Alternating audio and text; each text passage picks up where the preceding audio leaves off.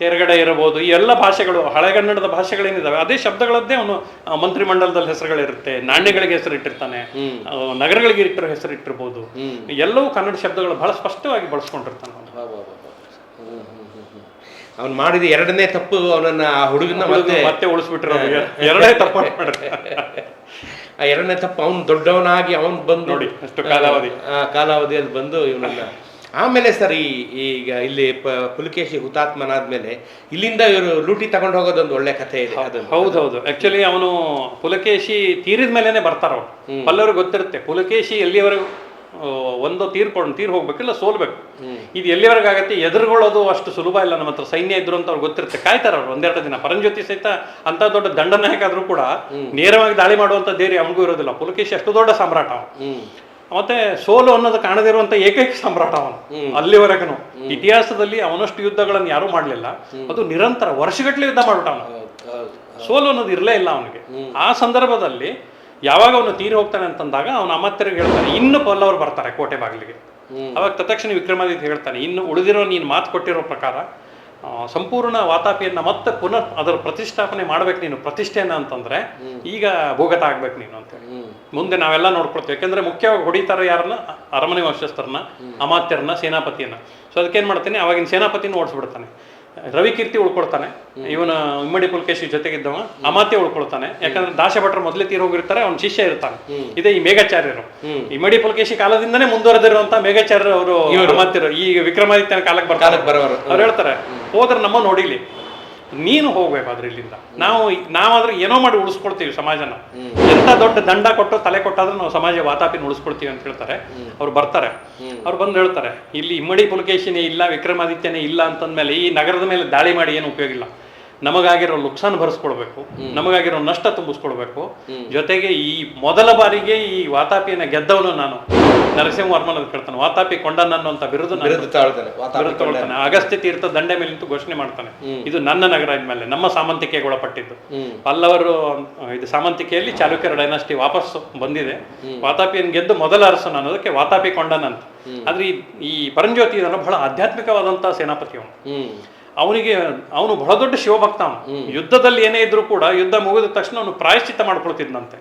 ಯುದ್ಧದಲ್ಲಿ ಇಷ್ಟು ಜನರನ್ನು ಸಾಯಿಸಿದ್ದೀನಿ, ಇಷ್ಟು ಸೈನಿಕರನ್ನು ಕೊಂದಂತ ಬಹಳ ದೊಡ್ಡ ದಂಡನಾಯಕ ಅವನಿಗೆ ಬಹಳ ಈ ಶಿಲ್ಪಕಲೆ ಅದ್ಭುತವಾದಂತಹ ಚಾಲುಕ್ಯರ ಶಿಲ್ಪಕಲೆ, ಅದ್ಭುತವಾದ ಗಣೇಶನ ಮೂರ್ತಿನ ಮಾಡಿರ್ತಾರೆ. ಅದಕ್ಕೆ ಪೂಜೆ ಸಲ್ಲಿಸ್ತಾ ಇರ್ತಾರೆ. ಅಗಸ್ತ್ಯ ತೀರ್ಥ ದಂಡೆಯಲ್ಲಿ ಇರುತ್ತೆ. ಆ ಎರಡನೇ ಗುಹೆ ಹೊರಭಾಗದಲ್ಲಿ ಇತ್ತು ಅಂತ ಒಂದು ಇದನ್ನಿದೆ, ದಾಖಲೆ ಇದೆ. ಅವ್ನು ಹೇಳ್ತಾನೆ, ಈ ಶಿಲ್ಪ ನಾನು ಎತ್ಕೊಂಡು ಹೋಗ್ತೀನಿ ಅಂತ. ಗಣೇಶನ ಮೂರ್ತಿ ತಗೊಂಡು ಹೋಗ್ತಾನೆ ಅವನು ಅಲ್ಲಿಂದ ಇದ್ರ ಮಧ್ಯದಲ್ಲಿ. ಜೊತೆಗೆ ಇಡೀ ಇದರಲ್ಲಿ ಧನ ಧಾನ್ಯ ಏನಿರುತ್ತೆ ಒಂದಷ್ಟೆಲ್ಲ 3 ದಿನಗಳ ಕಾಲ ಸತತವಾಗಿ ಎಷ್ಟು ಆನೆಗಳು ಹೊರಬಹುದು ನೋಡಿ. 3 ದಿನಗಳ ಕಾಲ ಆನೆಗಳ ಮೇಲೆ ಹೇರ್ತಾರಂತೆ ಸಂಪತ್ತನ್ನ. 3 ದಿನಗಳ ಕಾಲ ಆನೆಗಳನ್ನು ಹೊರಡಿಸಿದಾರಂತೆ ಇದರಿಂದ, ಬಾದಾಮಿಯಿಂದ. ಅಂದ್ರೆ ಎಷ್ಟು ಸಂಪತ್ತಿದ್ದಿತ್ತು ಸಮ್ರಾಟನಲ್ಲಿ. ಅಷ್ಟೆಲ್ಲ ಹೇರ್ಕೊಂಡು ಆ ಗಣಪತಿನ ತಗೊಂಡು ಹೋಗ್ತಾರೆ. ಅದು ಗಣಪತಿ ಈಗಲೂ ತಮಿಳುನಾಡಿನ ಒಂದು ಭಾಗದಲ್ಲಿ ತಿರುಚೆಂತಕಟ್ಟನ್ ಗುಡಿ ಹೊರಗಡೆ ಭಾಗದಲ್ಲಿ. ಅದೇ ಸರ್, ಅದೇ ಆಮೇಲೆ ನಾನು ಅಲ್ಲಿ ನೋಡಿದ್ಮೇಲೆ ಈಗ ನಾನು ಹೇಳೋದಾದ್ರೆ ಸರ್, ಈಗ ಗೂಗಲ್ ಮತ್ತೆ ಆರ್ಟಿಫಿಷಿಯಲ್ ಇಂಟೆಲಿಜೆನ್ಸ್ ಏನ್ ತೋರಿಸುತ್ತೆ, ನಾವೇನ್ ಸರ್ಚ್ ಮಾಡ್ತೀವೋ ಅದನ್ನೇ ತೋರಿಸ್ತಿರುತ್ತೆ. ಹೌದೌದು. ಈಗ ನಾನು ಇವನನ್ನ ಪರಂಜ್ಯೋತಿನ ನಾವು ಸರ್ಚ್ ಮಾಡ್ಬೇಕಾದ್ರೆ ನೆಕ್ಸ್ಟ್ ಈ ತಮಿಳ್ ವಿಡಿಯೋಗಳು ಬರ್ತಾ ಇರ್ತದೆ ನಿಮಗೆ. ಅದರಲ್ಲಿ ಪರಂಜ್ಯೋತಿನ ಅವರೇನ್ ಹೇಳ್ತಾರೆ ಅಂದ್ರೆ ಈ ಪಾರ್ಟ್ ಬಿಟ್ಟೇ ಬಿಟ್ಟಿದ್ದಾರೆ ಸರ್. ಅವನು ಇದಾಗಿದ್ದ, ಏನು ಸೇನಾಧಿಪತಿ ಆಗಿದ್ದ ಅನ್ನೋದು ಬಿಟ್ಬಿಟ್ಟು ಪರಂಜ್ಯೋತಿಯೊಬ್ಬ ಶೈವ ಸಂತನಾಗಿದ್ದ. ನಾವು ಕನ್ನಡದಲ್ಲಿ ಒಂದು ಪಿಕ್ಚರ್ ಬಂದಿದೆ ಸರ್, ಭಕ್ತ ಸಿರಿಯಾಳ ಅಂತ, ತಮ್ಮ ಜ್ಞಾಪಕ? ಆ ಭಕ್ತ ಸಿರಿಯಾಳನೇ ಪರಂಜ್ಯೋತಿ ಅವರು ತೋರಿಸಿದ್ದಾರೆ. ಅದು ಏನಾಗುತ್ತೆ ಅಂದ್ರೆ, ಈ ಪರಂಜ್ಯೋತಿ ಮತ್ತೆ ಯುದ್ಧಕ್ಕೆ ಬರ್ತಾನೆ, ಮುಂದೆ ಮತ್ತೊಂದ್ಸಲ ಎದುರುಗೊಳ್ತಾನೆ. ವಿಕ್ರಮಾದಿತ್ಯನ ಜೊತೆಗೆ ಅವನು ಇದಾಗತ್ತೆ, ಇದು ನಡೆದು ಏನು ಈ ಡೈನಾಸ್ಟಿ ಮುಂದುವರಿಯತ್ತಲ್ಲ. ವಿಕ್ರಮಾದಿತ್ಯ 10 ವರ್ಷಗಳ ನಂತರ ಬರೋ ಹೊತ್ತಿಗೆ ಆ ಪರಂಜ್ಯೋತಿಗೆ ಏನಾಗಿರುತ್ತೆ, ಸ್ಥಳೀಯ ಯುದ್ಧಗಳಲ್ಲಿ ವಿಲಾಂಡೆ ಅನ್ನುವಂತ ಒಂದು ಕದನ ನಡೆಯುತ್ತೆ. ಈಗಿನ ವೆಂಕಟಗಿರಿಪುರ ಅಂತಿದೆ, ಅಲ್ಲಿ ಒಂದು ಯುದ್ಧ ನಡೆಯುತ್ತೆ ವಿಕ್ರಮಾದಿತ್ಯನ ಕಾಲದಲ್ಲಿ. ಆ ಯುದ್ಧದಲ್ಲಿ ಹಿಂದಿನಿಂದ ವಿಕ್ರಮಾದಿತ್ಯ ನಿಂತಿರ್ತಾನೆ. ಗಂಗರ ಭೂವಿಕ್ರಮ ಅನ್ನುವಂಥವನು ಎರಡನೇ ಬಹಳ ದೊಡ್ಡ ದೊರೆ ಅವನು. ಸಾಮ್ರಾಟ ಅವನು ತಲಕಾಡಿನಿಂದ ಬಂದಿರ್ತಾನೆ. ಅವನಿಗೆ ಯಾರು ನಿಂತಿದ್ದಾರೆ ಇಷ್ಟು ದೊಡ್ಡ ಸೈನ್ಯ ಕೊಟ್ಟು ಬೆಂಬಲ ಅಂತ ನೋಡಿದಾಗ ವಿಕ್ರಮಾದಿತ್ಯ ಇರ್ತಾನೆ, ಸೋತೋಗ್ಬಿಡುತ್ತೆ ಅಲ್ಲಿ ಪಲ್ಲವರ ಸೇನೆ. ಅವಾಗ ಆಗಿರುವಂತಹ ಒಂದು ಆಘಾತದಿಂದ ಏನಾಗ್ತಾನೆ, ಅವ್ನು ಸಂಪೂರ್ಣ ಸಂತಾನ ಆಗ್ಬಿಡ್ತಾನೆ ಪರಂಜ್ಯೋತಿ. ಅದು ಅವನಿಗೆ ಟರ್ನಿಂಗ್ ಪಾಯಿಂಟ್. ಮೊದಲೇ ಅವನೇನಂದ್ರೆ ಬಹಳ ದೊಡ್ಡ ಶಿವಭಕ್ತ ಅವನು, ಅದ್ರ ಬಗ್ಗೆ ಎರಡು ಮಾತೇ ಇಲ್ಲ. ದಂಡನಾಯಕನ ಹೊರತಾಗಿ ಬಹಳ ದೊಡ್ಡ ಶಿವಭಕ್ತ ಅಂತ ಅವನನ್ನು ಇತಿಹಾಸ ಗುರುತಿಸುತ್ತೆ. ಅಲ್ಲಿ ಸಂತಾನ ಹೊಟ್ಟೋಗ್ಬಿಡ್ತಾನ. ಅದ್ರ ನಂತರನೂ ಕೂಡ ಅವನ ಒಂದು ಇತಿಹಾಸದಲ್ಲಿ ಈಗ ದಾಖಲೆ ಇದೆಯಾ ಸರ್? ಈಗ ಪುಲಕೇಶಿಯನ್ನ ಸೋಲಿಸಿದ ನಂತರವೂ ಅವನು ಈ ನಮ್ಮ ವಿಕ್ರಮಾದಿತ್ಯನ ಪುಸ್ತಕದಲ್ಲಿ ಬರ್ತಾ ಇದೆ ಅದ್ರ ಬಗ್ಗೆ ದಾಖಲೆಗಳು. ದಾಖಲೆ ಇದೆ. ಹೌದೌದು. ಅವನು ಅದ ಕೊನೆಯ ತನಕನೂ ನೋಡಿ ಅವನಿಗೆ ಎಂತ ಭಕ್ತಿ ಇರುತ್ತೆ ಅಂತಂದ್ರೆ, ಇದು ತಾನು ಕೊಳ್ಳೆ ಹೊಡೆದ್ಕೊಂಡು ಹೋಗಿರುವಂತ ಗಣಪತಿ ಅಲ್ಲ, ಗಣಪತಿ ಅಂದ್ರೆ ದೇವರು. ಅದನ್ನ ಕೊನೆವರೆಗೂ ಅವನು ಆರಾಧಿಸ್ತಾನ. ತನ್ನ ಕೊನೆಯ ದಿನಗಳವರೆಗೂ ಅದೇ ಗಣಪತಿನ ಆರಾಧಿಸ್ತಾನ ಪರಂಜ್ಯೋತಿ. ಅದಕ್ಕೆ ಅವನನ್ನ ಬಹಳ ದೊಡ್ಡ ಸಂತಾನ ಪದವಿಗೆ ಏರಿಸ್ತಾರ ಅಲ್ಲಿ ಒಂದು ಇತಿಹಾಸದಲ್ಲಿ. 64 ಜನ ತೊರೈಯೊಂಡಾರ್ ಅಂತ ಏನೋ ಒಂದು ಶಬ್ದ ಇದೆ ಅದಕ್ಕೆ, ಸಿರುತೊಂಡಾರ್ ಅಂತ. ಇವನ ಹೆಸರು ಸಿರುತೊಂಡಾರ್ ಪರಂಜ್ಯೋತಿ ಅಂತ. ಪರಂಜ್ಯೋತಿ ಅಂತ ಅವನನ್ನ 44 ನಯನಾರ್ಗಳದ್ದು ಎಲ್ಲ ಸಾಲು ಜೋಡಿಸಿಟ್ಟಿದ್ದಾರೆ. ಇವನ್ 36ನೇವನು ಅಂತ ತಮಿಳ್ ನಮಗೆ ಓದಕ್ ಬರ್ದೇ ಇರೋದ್ರಿಂದ ಆ ದೇವಸ್ಥಾನದ ಅರ್ಚಕರನ್ನ ಕೇಳಿದೆ ನಾನು, ಇಲ್ಲಿ ಯಾರ್ ಸ್ವಾಮಿ ಪರಂಜ್ಯೋತಿ ಎಲ್ಲ ಒಂದೇ ತರ ಅಂತ. ಆಗ ಅವರು ಹುಡುಕ್ಬಿಟ್ಟು ನೋಡಿ ಇವನೇ 36ನೇ ಪರಂಜ್ಯೋತಿ ಅಂತ ಬರ್ದಿದ್ದಾರೆ ಇಲ್ಲಿ ಅಂತ. ಆಮೇಲೆ ಅವರೇ ತೋರಿಸ್ತಾರೆ ನಮ್ಗೆ, ನೋಡಿ ಅವನೇ ನಿಮ್ಮೂರಿಂದ ತಗೊಂಬಂದಿರೋ ಗಣಪತಿ ತೋರಿಸ್ತಾ ಪೂಜೆ ಮಾಡ್ತಾರೆ ನಮಗೆ. ಸೊ ಪರಂಜ್ಯೋತಿ ಈ ರೀತಿಯಾಗಿ ಅವನು ಅಂದ್ರೆ ಫೈನಲಿ ಅವನು ಸೋಲ್ ಕಂಡ ನಮ್ಮ ಇಲ್ಲಿ ಚಾಲುಕ್ಯರಿಂದ ತಿರುಗ ಸೋಲ್ತಾನೆ. ಜೊತೆಗೆ ವಿಕ್ರಮಾದಿತ್ಯ ಇರೋ ತನಕ ಮತ್ತೆ ಸೋಲು ಅನ್ನೋದು ಬರೋದಿಲ್ಲ. ವಿಕ್ರಮಾದಿತ್ಯ ಎಂತ ಇತಿಹಾಸ ಅಂದ್ರೆ ನನಗೆ ಅದೇ ಅನ್ಸುತ್ತೆ, ಕೇವಲ ನಮಗೆ ಒಬ್ಬ ಸಾಮ್ರಾಟನ ಬಗ್ಗೆ ಬರೆಯೋದಕ್ಕೆ 300-400 ಪುಟ ಸಾಲೋದಿಲ್ಲ, ಬಹಳಷ್ಟು ಕಡಿಮೆ ಮಾಡಿದೀನಿ. ವಿವರ ಬರ್ಕೊಂಡೋದ್ರೆ 1,500 ಪುಟದ ಮಹಾ ಕಥಾನಕ ಬರಿಬಹುದು ಇನ್ಮೇಲೆ. ಹೌದು, ಇದು ಓದಿದ್ದಕ್ಕೂ ನೀವು ಮಾತಾಡ್ತಿರೋದು ಕೇಳುವಾಗ ಇಷ್ಟೊಂದೊಂದು ಬಿಟ್ಟೋಯ್ತಲ್ಲ ಇಲ್ಲಿ ಅಂತಾನೆ ನನಗೆ ತುಂಬಾ ಅನ್ನಿಸ್ತಾ. ಓದುಗರಿಗೆ ಎಷ್ಟು ಕೊಡಬಹುದು ಅಷ್ಟನ್ನೇ ಕೊಡೋದಕ್ಕೆ ಇದು 1,500 ರೂಪಾಯಿ ಪುಟದ ಪುಸ್ತಕ ಬರಿಬೇಕು. ಇದರ ನಂತರ ವಿಕ್ರಮಾದಿತ್ಯ 25 ವರ್ಷಗಳ ಕಾಲ ಅಖಂಡ ಯುದ್ಧ, ಅಖಂಡ ಇತಿಹಾಸ. ಅವನ ಮಗನಿಗೆ ಇನ್ನೊಂದು ಸಿಟ್ಟಿರುತ್ತೆ. ಈ ಏನೂ ಸಂಬಂಧ ಅಲ್ದಿರುವಂತ ಶ್ರೀಲಂಕಾದಿಂದ ಸೇನೆ ಬಂದು ನಮ್ಮ ಅಜ್ಜನನ್ನು ಹೊಡೆದಿದ್ದೆಲ್ಲ ಇಮ್ಮಡಿ ಪುಲಕೇಶಿನ ಅಂತ ಅಂದ್ಬಿಟ್ಟು, ಇವನು ವಿಕ್ರಮಾದಿತ್ಯನ ಮಗ ಸಿಂಹಳಕ್ಕೆ ಹೋಗಿ ಸಿಂಹಳವನ್ನು ಗೆದ್ದು ವಾಪಸ್ ಬರ್ತಾನೆ, ಇಡೀ ದಕ್ಷಿಣ ಭಾರತವನ್ನು ಆಳ್ತಾನೆ. ಇವನು ಕೇವಲ 25 ವರ್ಷ ಆಳಿದ್ರೆ ಅವನು 42 ವರ್ಷಗಳ ಕಾಲ ಚಾಲುಕ್ಯ ಡೈನಾಸ್ಟಿ ನಡೆಸ್ತಾನೆ. ಬಹಳ ದೊಡ್ಡದಾಯ್ತು. ವಿನಯಾದಿತ್ಯ ಅಂದ್ರೆ ಬಹಳ ದೊಡ್ಡ ವೀರ, ದೊಡ್ಡ ವೀರ. ಅವನು ವಿಶೇಷತೆ ಅಂತಂದ್ರೆ ಕೆಳಗಡೆ ಇರೋ ಚೋಳ ಚೇರರಿಗೆಲ್ಲ ಹೇಳ್ಬಿಟ್ಟಿರ್ತಾನ, ನಿಮ್ಮದೇನಿದೆ ಅಧಿಕಾರ ಮಾಡ್ಕೊಂಡು ಹೋಗ್ಬೇಕಷ್ಟೇ. ದಕ್ಷಿಣ ಭಾರತಕ್ಕೆ, ಇಡೀ ದಕ್ಷಿಣ ಭಾರತಕ್ಕೆ ಒಂದೇ ಸಾಮ್ರಾಜ್ಯ ಅಂದ್ರೆ ಚಾಲುಕ್ಯರು.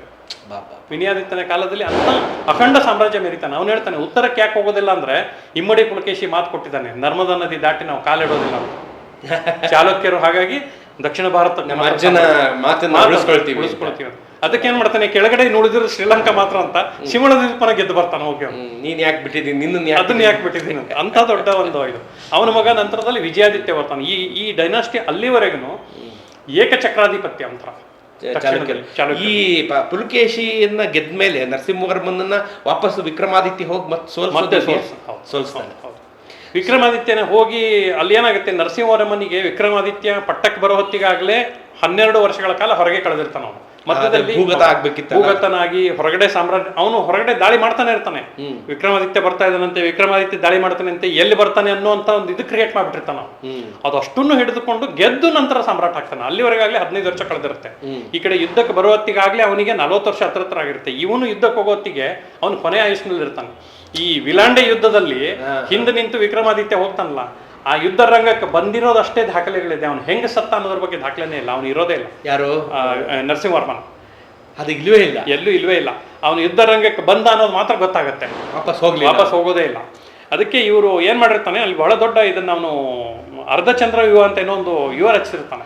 ಇದಕ್ಕೆ ಬಹಳ ಚೆನ್ನಾಗಿ ನಮ್ಮ ಶಾಸ್ತ್ರಗಳಲ್ಲಿ, ಪುರಾಣಗಳಲ್ಲಿ ನೀವು ನೋಡಿದ್ರೆ ವ್ಯೂಹಗಳನ್ನ ಹೇಗೆ ಮಾಡ್ತಾ ಇದ್ರು. ಈಗ ಇವನು ಸಮುದ್ರ ವ್ಯೂಹ ಮಾಡ್ದ ಅಂತ. ಈಗ ನಾನು ಇರ್ಲಿಲ್ಲ, ನೀವು ಇರ್ಲಿಲ್ಲ, ಆರಂಭದಲ್ಲಿ ಮೇಘ ವ್ಯೂಹ ಅಂತ ಹೇಳಿ ಇದನ್ನ ನಮ್ಮ ಪುರಾಣದ ಶಾಸ್ತ್ರಗಳಲ್ಲಿ ಮೇಘ ವ್ಯೂಹ ಎಂತ ಸಂದರ್ಭದಲ್ಲಿ ಎಷ್ಟು ಕಾಲ್ದಳ ಇದ್ರೆ, ಎಷ್ಟು ಅಶ್ವ ದಳ ಇದ್ರೆ, ಎಷ್ಟು ಗಜಪಡೆಗಳಿದ್ರೆ, ಯಾವ ರೀತಿ ಶಸ್ತ್ರಾಸ್ತ್ರಗಳಿದ್ರೆ ಅಂತ ವ್ಯೂಹ ಸಾಧನೆ ಸಾಧ್ಯ ಅಂತ ಅನ್ನೋದನ್ನ ದಾಖಲೆಗಳಿದಾವೆ. ಅಂತ ಕ್ವಾಂಟಿಟಿ ಆಫ್ ಸೈನಿಕರು ಮತ್ತು ಯುದ್ಧದ ತಯಾರಿ ಇದ್ದಾಗ ಮಾತ್ರ ಅಂತ ಯೋಜನೆ ಸಾಧ್ಯ ಇತ್ತು. ಈ ನರ್ಮದಾ ನದಿ ತೀರಕ್ಕೆ ಹೋದಾಗ ಅವನು ಸಮುದ್ರ ವ್ಯೂಹನ ಸಂಘಟನೆ ಮಾಡ್ತಾರೆ. ದಾಶಭಟ್ ಹೇಳ್ತಾನೆ, ಸಮುದ್ರ ವ್ಯೂಹ ಬಿಟ್ಟರೆ ಬೇರೆ ವ್ಯೂಹ ಮಾಡಕ್ ನಮ್ಮ ಹತ್ರ ದಾರಿನಲ್ಲಿ. ಯಾಕಂದ್ರೆ ಎಷ್ಟು ದೊಡ್ಡ ಸೈನ್ಯ ಇದ್ದಾರೆ, ಒಂದು ಯೋಜನೆಗಳಷ್ಟು ಅಗಲ ಹರಡಿಕೊಂಡಿದೆ. ಸಮುದ್ರದ ತೆರೆಗಳು ಹೇಗೆ ಹೋಗ್ತಾವಲ್ಲ ಹಂಗೆ ಸೈನ್ಯ ಒಂದಾದ್ಮೇಲೆ ಅಂತ ತೆರೆಗಳಂತೆ ಹೋಗಿ ದಾಳಿಗೆ ಹೋಗ್ಬೇಕು ಅಂತ ಹಿಂಜರಿಯೋ ಮಾತೇ ಇಲ್ಲ. ಅಲ್ಲಿ ಸಮುದ್ರ ವ್ಯೂಹ ಮಾಡಿರ್ತಾರೆ. ಎಲ್ಲೆಲ್ಲಿ ಯಾವ ದಾಳಿ ಆಗ್ಬೇಕು ಅನ್ನೋದನ್ನ ಅವನ್ನ ವಿಭಾಗ ಮಾಡಿರ್ತಾರೆ. ಯಾವ ತೆರೆಗಳ ರೂಪದಲ್ಲಿ ಎಂತೆಂಥ ದಂಡು ಹೋಗ್ಬೇಕು ಇಲ್ಲಿ ಅಂತ. ಆ ರೀತಿ ಅಂದ್ರೆ ಈ ನರಸಿಂಹವರ್ಮ ಈ ಪುಲಕೇಶಿ ಸಾರಿ ವಿಕ್ರಮಾದಿತ್ಯನ ಆಧಿಪತ್ಯದಲ್ಲಿ ಅವನು ಹೋಗ್ಬಿಡ್ತಾನೆ. ಅವನು ತಕ್ಷಣಕ್ಕೆ ಅದಕ್ಕೋಸ್ಕರ ಈ ಪರಂಜ್ಯೋತಿನೂ ಅಲ್ಲಿ ಸೋತು ಅಲ್ಲಿಂದ ಅವನು ತಾನು ಈ ಅಲ್ಲಿನೂ ಇದಾಗ್ಬಿಡ್ತಾನೆ, ಇದನ್ನೇ ಬಿಟ್ಬಿಡ್ತಾನೆ, ಫೀಲ್ಡೇ ಬಿಟ್ಬಿಡ್ತಾನೆ. ಸೇನಾಧಿಪತಿನೇ ರಾಜೀನಾಮೆ ಹಾಕಿ ಅವನು ಸಂತನಾಗ್ಬಿಡ್ತಾನ. ಅಲ್ಲಿಗೆ ಪಲ್ಲವರ್ಗ ಆಲ್ಮೋಸ್ಟ್ ಒಂದು ಕೊನೆಗೆ ಬಂದ್ಬಿಡ್ತಾರೆ. ಆದ್ರೂ ಕೊನೆಗೆ ಬಂದ್ರು ಏನಂತಂದ್ರೆ ಅವರಲ್ಲಿ ಆ ಒಂದು ಚಾಲುಕ್ಯರ ಮೇಲಿನ ಇದಿದೆಯಲ್ಲ ಅದು ಕೊನೆ ಆಗೋದಿಲ್ಲ. ಮತ್ತೆ ಇದೇ ವಿಕ್ರಮಾದಿತ್ಯನ ಕಾಲದಲ್ಲಿ ಅವನು ಹೋಗ ಮತ್ತೆ ಎದ್ದು ಕುತ್ಕೊಂಡ್ ಬರ್ತಾನ, ಅವನು ಏನಾದ್ರೂ ಮಾಡಿ ಒಂದು ದಾಳಿ ಮಾಡ್ಲೇಬೇಕು ನಾನು ಅಂತ. ಆ ತಯಾರಿ ಗೊತ್ತಾಗಿ ಏನ್ ಮಾಡ್ತಾನೆ ವಿಕ್ರಮಾದಿತ್ಯ ಸಹಿತ ನೋಡಿ ಇಮ್ಮಡಿ ಪುಲಕೇಶಿ ಬಂದ ಹಾಗೆ ಈ ವಾತಾಪಿಯಿಂದ ಕಂಚಿವರೆಗೆ ಹೋಗ್ತಾನೆ ಸೈಟ್ ತಗೊಂಡು ಅವನನ್ನ ತೋರಿಸಿ ಅವನನ್ನ ಏನ್ ಮಾಡ್ತಾನೆ ಈ ಕಂಚಿ ಒಳಗೆ ಬಿಟ್ಟರೆ ಇವ್ರು ಬರೀ ಇದೇ ಮಾಡ್ತಾರೆ ಅಂತೇಳಿ ಅಲ್ಲಿಂದ ಕೆಳಗಡೆ ಮತ್ತೆ ಪುರುವಲ್ಲನಲ್ಲೂರು ಅಂತ ಒಂದು ಲೊಕೇಶನ್ ಇದೆ, ಅದು ಅಲ್ಲಿ 18 ದಿನಗಳ ಕಾಲ ಅವ್ರ ಮೇಲೆ ದಾಳಿ ಮಾಡ್ತಾನೆ ವಿಕ್ರಮಾದಿತ್ಯ. ಅಲ್ಲಿ ಅಷ್ಟು ದೊಡ್ಡ ಸೈನ್ಯ ಕೂಡ ಹಾಕಿರ್ತಾನ ಅವನು, ಕಂಚಿಗೆ ತಂದಿರೋದಿಲ್ಲ ಅದನ್ನ.